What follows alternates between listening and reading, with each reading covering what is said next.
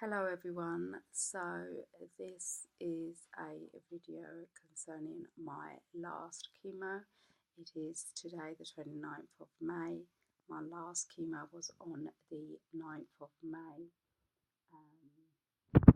I wanted to be very honest with everybody when I did these videos, and I feel like I'm not being honest if I don't show myself as I truly am, and that's without my wig. Chemotherapy, you do lose your hair, you will lose your hair, um, and I know it's very difficult to accept that. It has been a tearful process for me, but I have, with the support of my family and friends, I am learning to accept that this really isn't a big deal. This is not a big deal. So I want to show you as it is. It's been 20 days, my hair is starting to grow, which is fabulous. I was before this time wearing this, which is a hat, and I would wear this literally at home as well. So this is how I would cover myself in the house, and it was actually my parents that said to me, well, how do you expect your hair to grow if you don't allow it to breathe or give it air, which is absolutely true. We're in the summer months now, my scalp was getting very dry, and one of the effects of chemo is dryness, no moisture on your skin. So what I started doing is just oiling my head with olive oil, almond oil, whatever you have. Olive oil is fantastic. Almond oil I do because I had grey hairs beforehand, and almond oil helps with grey hairs. And this is my opportunity to get to the roots of my hair, so I thought I'd do almond oil, but if it's not accessible I just use olive oil at night during the day when I'm at home. I haven't got the courage as yet to walk around outside like this. I still wear my wigs, but we are, as I say, coming up to summer, and so it gets a bit hot, and as soon as I come home, this is what I do in order to encourage growth as well, and think, well, I have been through chemotherapy. This is one of the side effects. I don't really care what people think. To be honest, I don't know, whatever I look like, to be fair. The other thing I wanted to say was about wigs. I bought 2 wigs, which, like I said before, loved, fantastic, but they were quite expensive, so I nearly spent about £500 on 2 wigs. But please, please, please, I have bought 2 wigs subsequent to that, and they've been online because now I know what I'm looking for, and I've spent less than £50 on each wig. So you don't have to spend a huge amount. If you want to change your hairstyle and you want different wigs, you have the option of doing that. Go online. The most important thing with wigs is colour. Find the right colour that suits you, that you want, and the design. Now, I've never had a fringe. My wigs all have a fringe because I love it. Looks different. So I know the style that I'm looking for with my wigs, and so I can select a wig appropriately. So let's get back to the chemo. Like I said, it was the 20 days ago. This was a difficult chemo. When they infused me, even my veins hurt actually. I think it was difficult in 2 respects. The fatigue was overwhelming this time, and the mouth ulcers for me. The medication that they've given me causes mouth ulcers. The type of chemo drugs they've given me causes mouth ulcers, and you can see as well my nails, not very pretty. This is as a result of chemo, so the coloration in my nails, you see that? That's as a result of chemo. The fatigue, it took me, I had the chemo on Wednesday. By Sunday I was outside, but I was limiting my activity completely. I got over the fatigue. By Monday I was walking the dog, and I was doing a country walk as well in the woods, which was fine, but I had to take it really easy. I would come home and sleep after that. So I might, first of all, I was sleeping twice a day, then it reduced to once a day.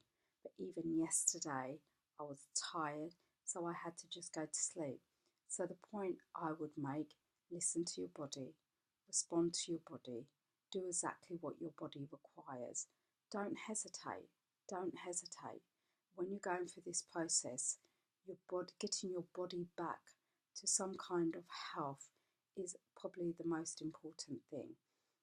So you do need to restrict. I know everybody has really busy lives. You've got kids and homes and work, and everything is, coming in, and you feel like you need to do everything. But what I would say is when you feel well in between chemos, when you get that space of feeling better, I think the longer chemo goes on, the less well you will feel. But in the beginning, when you get that space, do things that will help you. So what helped me was, it sounds really strange, but decluttering my house. I just decluttered it of stuff, so I don't have stuff everywhere, so I don't have to look at stuff. And then I was able to organise my wardrobes, stupid things, the cupboard under my stairs. I was able to organise that, so every time I open it, I'm not looking at a great big, you know, avalanche of stuff in there. So I just did things that I knew would make me feel happy, really, after chemo, which I would, and not give me stress. Um, I I would do my shopping, so I'd get the things that I knew that I would need or that I could eat, so I didn't have that thing of thinking, oh, I've got to go out, I've got to get this, etc., etc.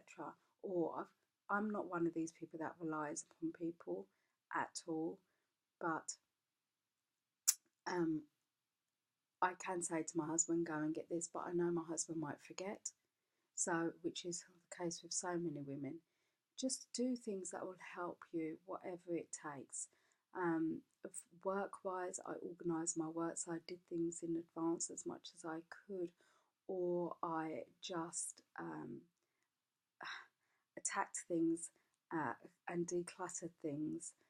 So I didn't have the stress of work. If you can take time off and give yourself that space, possibly. What I'm self-employed, so what I did is that I would give myself completely 2 days off from any work, and then I would say, okay, I have one task to do on the Saturday. Self-employed, you don't get weekends, to be honest. So I might have 1 or 2 tasks to do on Saturday. If anybody wanted things from my time, like, I had to say to people, I can't give you time during this process. I can't do anything for anybody during this process. I became, and I am now, much more selfish, because I know how physically difficult it can be, and I'm protecting myself in order to recover. My chemos have finished, so my focus now is on recovery. People have said to me that the fatigue is not something that just goes away. Recovery is a process, it will take time. Some people had chemo a year ago and they said they still get bouts of fatigue. And I think that's absolutely true, because sometimes I feel tired, and I know I've just had my chemo, but I can expect that that's going to happen. My recovery includes eating good food that will give me strength, so protein, vegetables, fruit, oranges. Oranges help me so much.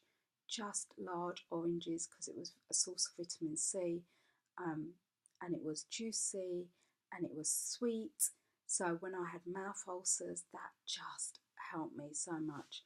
I had mouth ulcers for about 2 weeks. I still have a little bit, but I'm now able to eat and chew, which I wasn't able to do. Mouth ulcers, when you have them, you have to eat anything soft. So I found things like shepherd's pie, potatoes, cornflakes, yogurts. Yogurts were fantastic because they're cold. Anything like that you could just swallow and not worry about chewing. But the thing that I did do, regardless, is I found foods that I could eat, and I made sure I had breakfast lunch, and then for dinner I would just have a cup of milk. I couldn't have a cup of milk that was hot. I would wait until it was cold and then I would drink it. And I knew that in the morning that lined my stomach so I wouldn't feel sick and I wouldn't feel hungry. Don't let yourself feel hungry. Eat something, but find what it is that you can eat and digest, and that you're not physically fighting against when you eat as well. Eating became a laborious activity for me during the mouth ulcer period, but I knew that I had to do it because physically I wouldn't have any energy. So please, please, please eat what you can. Really important. The other thing, support system. Your family, your friends. I mean, I didn't rely a lot upon my friends, I have to say, but they were always in contact with me and I had conversations with them, which automatically made me feel better. My family came in and they would make sure that I ate, I had what I needed, look after my son, if my husband was at work, etc. My son is 10, even he has changed his mindset, because before it was always about what he required. Now it's suddenly about actually what the family requires. Um, for the first time, he washed the dishes. He's 10, and I think that's a good thing. I don't think that's a bad thing. So he will now help mummy do things in the house if required, and he doesn't moan about it because he understands that the home is not just about one person or mummy and daddy, it's all of us. So that's been really good. It's been a good learning curve for him and for us, to be honest. I'm just trying to think what else I can say. I think this is such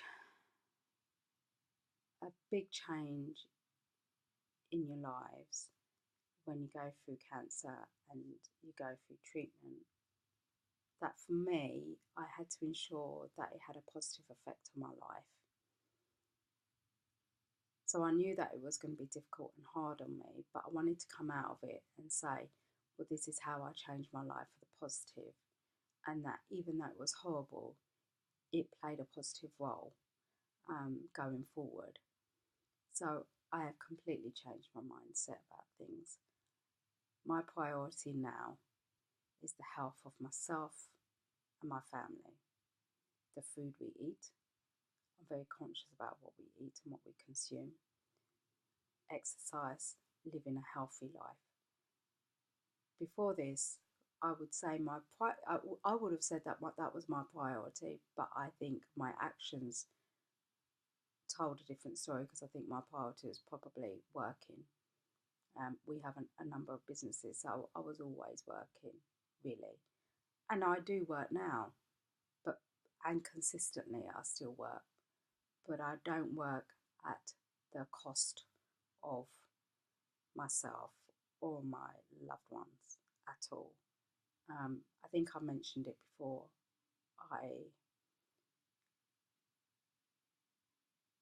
And this for me is a really big thing, because I have now become extremely close to a lot of people, because I invest my time with my family and friends. Even people in my family, extended family, who I didn't spend time with or have conversations with, I do now, and I make sure that I do, because I think at the end of the day, it's the people that are the most important thing, and it's the people that will make you feel good, and it's good for your soul. So for me, that's been a massive, massive, very important thing, and I will never lose that now. You know, the support that we got was enormous from all areas, and it's surprising because, and I'm going to be totally honest with you, some people didn't just aren't able to give you that support, and you accept that their character is like that and they just can't give you that support. And other people who you thought you wouldn't be supporting you do. So I got support from all areas, which I was astounded at, and I didn't expect. People I haven't spoken to and don't spend time with, regularly in years, phone me, came to see me, see us and spend time with us, see my son, talk to my son. It was just huge, massive. So I'm very, very grateful. My doctors, like I've always said, stay close to your clinicians, speak to your clinicians. My oncologist was a saviour. I told her the issues that I had before, particularly with mouth ulcers and the fatigue, and she just told me ways of coping, prescribed the right medication for me. Without that medication, I don't know how I would have got through chemo, because it was the anti-sickness medication and it was medication for mouth ulcers, which made recovery easier, which made it quicker as well. So speak to your oncologist, speak to your team, your nurses, be honest with them. The other thing I would say, I got spikes of temperature because I got mouth ulcers which caused an infection. Paracetamol really helped me. So I would take it and I could feel my body get really hot, but that was the temperature coming out. And then when I would check my temperature, it was actually coming down. So paracetamol really helped, just basic paracetamol. And knowing when to stop the medication. So anti-sickness, I had sickness for about 4 days after chemo, and then I knew, right, that's enough. You don't need to take any more medication, so I stopped it. And then I would focus on food to get my strength back up. So I'm not saying that, and I know my previous videos have said, you'll get through it. You will get through it. You will get through it. Your days, you will go through days where you think, I hate this, absolutely hate this. I'm fed up of it and I don't want it no more. But you have to go through it. You have to, it's just a process, and you'll come out of it and you will slowly build yourself up again. But I hope for you that you'll build yourself up in a more positive way than you was before. And I think that is a case for most women with breast cancer. And to be honest, most people, male and female, who go through cancer, it just brings a different light in. You see things differently. So just to finish off, my next step is radiotherapy. And they usually give a month to allow your body to recover from the chemo. So that's going to be scheduled. I will let you know how that goes, and I hope this starts growing as well by that time. But look, the support's there, the nurses are there, they will support you 110%, and wherever you can get your support system and assistance, take it.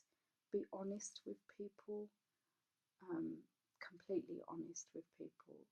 Tell them how you are. If you're not well, you tell them you're not well. And seek advice. Seek advice from people. There's a lot that I've learned from people that haven't gone through cancer, but know, look, eat these foods, they're good for you, or do this will be good for you. So, just accept advice, really, I would say, and be open. That's the other thing. And just be positive, please be positive. I know you will get days where you feel like, oh, crap, really, but be positive and move forward. Time passes. That's one thing I guarantee. That time will pass, and you will feel better at the end of it. So take care of yourselves, and good luck if you are going through the process or the treatment, or you're starting the treatment.